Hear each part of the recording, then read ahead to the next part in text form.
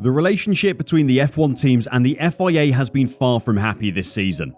Every race week, there seems to be complaints about their handling of the sport and the decisions made by race control. The situation is worsening, and a split between the FIA and F1 seems to be becoming more likely. Today, we're going to fill you in on everything that's been going wrong and why F1 would want to get rid of the FIA.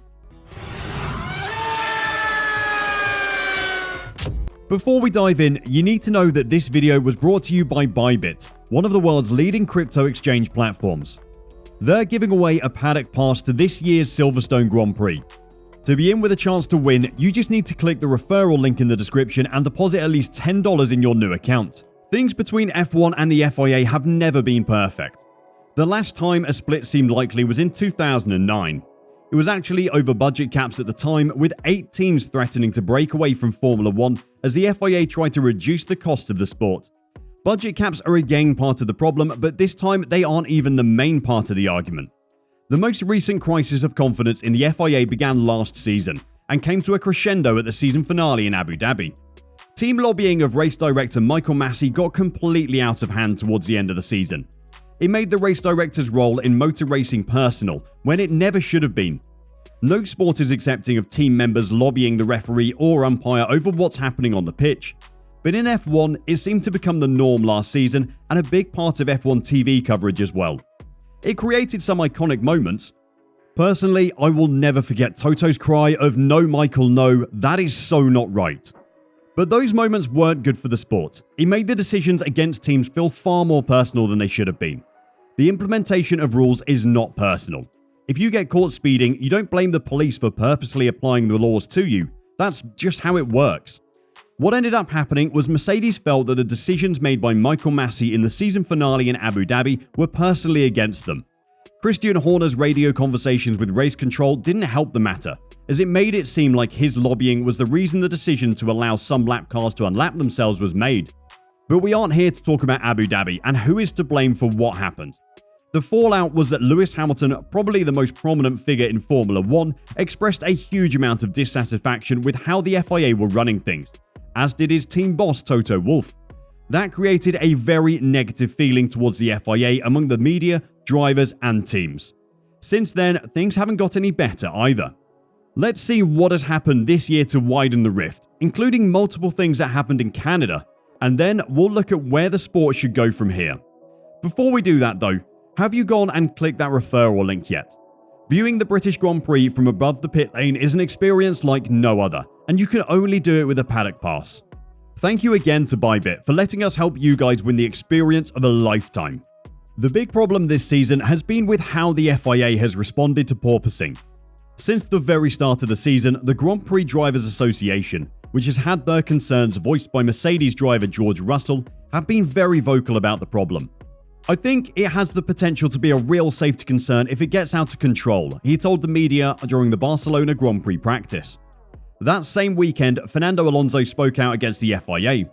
Alonso's comments were aimed at a penalty he received in Miami for gaining an advantage by going off the track. The 5 seconds added to his race time for cutting a chicane dropped him out of the points. "We believe it was very unfair and incompetence from the stewards," Alonso said. "They were not very professional. I missed one corner and gave back the time. They saw the pink colour on the next sector and took it without asking for proof. We arrived back with the proofs and they were packing up, not even in the room. We showed them the data and they found themselves with their hands tied because they'd already issued the penalty. It was very bad. It's something that should not happen in F1 with the professionalism and standards that F1 has right now." Alonso was asked if he'd seen evidence of improvement from the FIA following the changes that came after former race director Michael Masi was moved out of his position following the decisions he made at the Abu Dhabi GP in 2021. Alonso said, "Not. We saw a couple of things already that showed we still need to improve a lot," he added. "You need to have some knowledge about racing before becoming a race director or trying to monitor a race, and I don't think that knowledge is in place at the moment." Then, in Monaco, mistakes in the race notes from race director meant that Mattia Binotto was left to bemoan Red Bull not being penalised for something he saw as illegal. Max Verstappen appeared to cross the yellow line while exiting the pits, something that has been explicitly illegal since Turkey 2020, but was not penalised for it. Apparently, the race notes had been copy and pasted from the 2021 Monaco Grand Prix and hadn't been updated before being sent to the teams.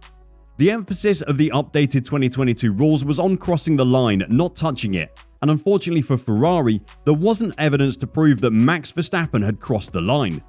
The steward's statement absolving Max Verstappen said, "The car did not cross the line. To do so, it would have needed to have a full wheel to the left of the yellow line." Accordingly, the driver did not breach the relevant section of the code, and this takes precedence over the interpretation of the notes. It was another mistake from the FIA that was completely avoidable. Team bosses are also furious at the FIA for delaying a decision over how many sprint races there will be next season. The teams are unanimously in favour of 6 sprint races, but the FIA has been dragging its heels on agreeing to the proposal. The FIA said in a statement that it was still evaluating the impact of the proposal on its trackside operations and personnel.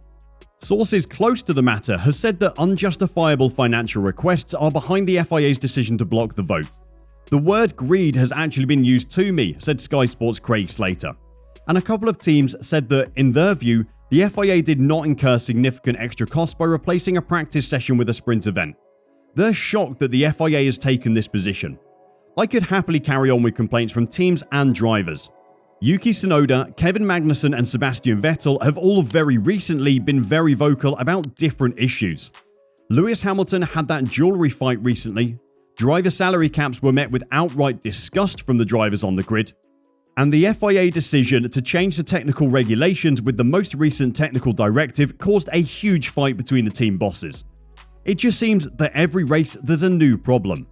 The longer it goes on, the worse it gets, and the pile of complaints might soon be insurmountable for the FIA. What would a split from the FIA look like? Well, it would have to start with an incredible amount of legal work. The contracts between the FIA and F1 would need settling, something that the FIA would not make easy. F1 is the jewel in their crown after all. The FIA also owns the brand Formula 1, which would mean the sport would need rebranding entirely.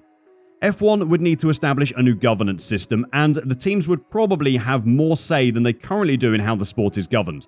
That is the main draw for the teams at the moment. They aren't happy with how the FIA are handling the sport, but unfortunately they don't have enough say in how things are done to make actual change happen. If they could have more of a say in running of the sport, then this would never need to be a conversation. The F1 teams are the main stakeholders in Formula 1. They put more money into the sport than anyone else, and without them there isn't a show. But when it comes to decision making, as a group, they only hold 1/3 of the votes, with the FIA and Formula 1 management holding 1/3 each. We don't know what the solution to all this is. The legal hoops that would need to be jumped are numerous and complex, but something does need to happen. It seems that at the moment, the FIA can't do anything right, and that can only go on for so long before something breaks.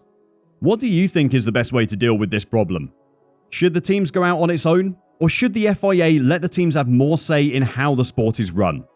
Let us know your thoughts in the comment section down below, and until next time, drive safe and bye-bye.